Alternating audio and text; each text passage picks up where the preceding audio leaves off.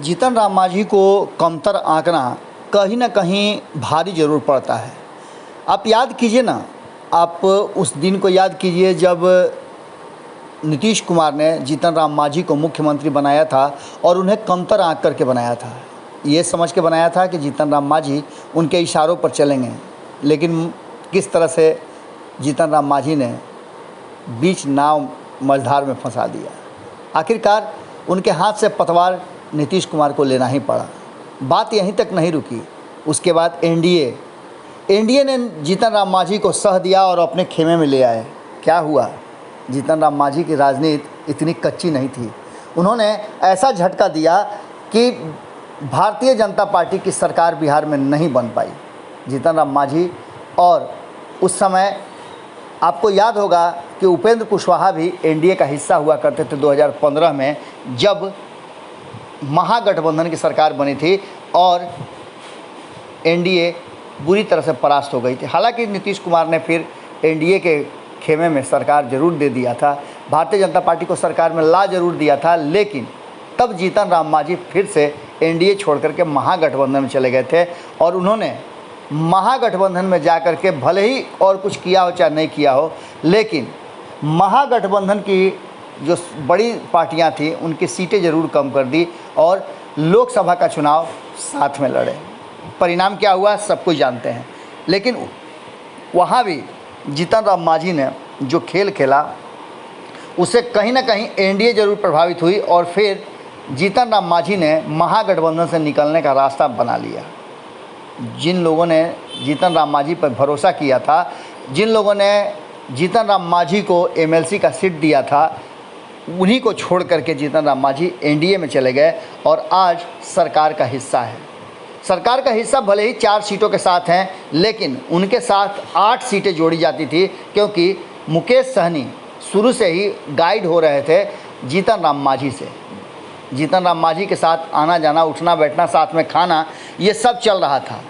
लेकिन इन सब बातों के बीच जीतन राम मांझी से मिल करके जब मुकेश सहनी उनकी भाषा बोलते थे, तब ये ऐसा लगता था कि सरकार मुश्किल में आ जाएगी, दोनों मिलकर के सरकार को गिरा देंगे। लेकिन अचानक से जो कुछ भी पिछले 48 घंटे के अंदर में हुआ, उसे देख करके ऐसा लगता है कि जीतन राम मांझी राजनीतिक रूप से काफ़ी परिपक्व हैं और वो अपने दोस्तों और साथियों के लिए फ़ैसला नहीं करते, बल्कि अपने लिए फ़ैसला करते हैं।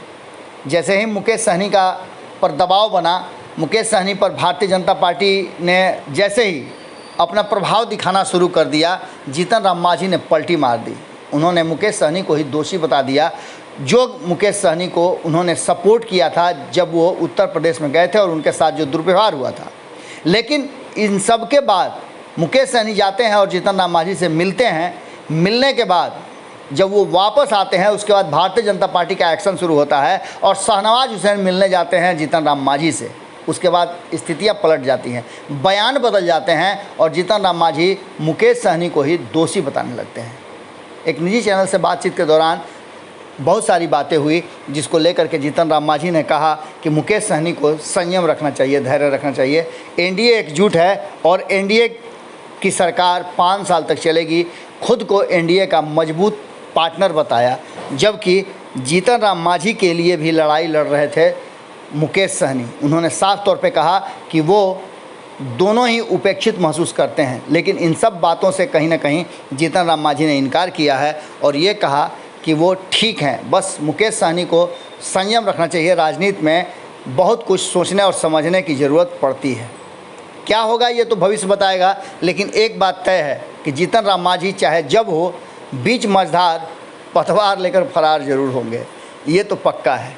वो समय कब आएगा ये थोड़ा सा अभी कहना जल्दबाजी होगी। जुड़े रहिएगा भारत लाइव के साथ। नमस्कार। अगर ये वीडियो पसंद आई और वह बिहार के राजनीति और बिहारियत से सरोकार रखेनी तो सब्सक्राइब बटन दबा के चैनल के सब्सक्राइब कर ली। ओजे एगो घंटी बा, ओकरा बटन दबा देला से कुल सटीक और मारक खबर रुआ मुफ्त में मिल जाई।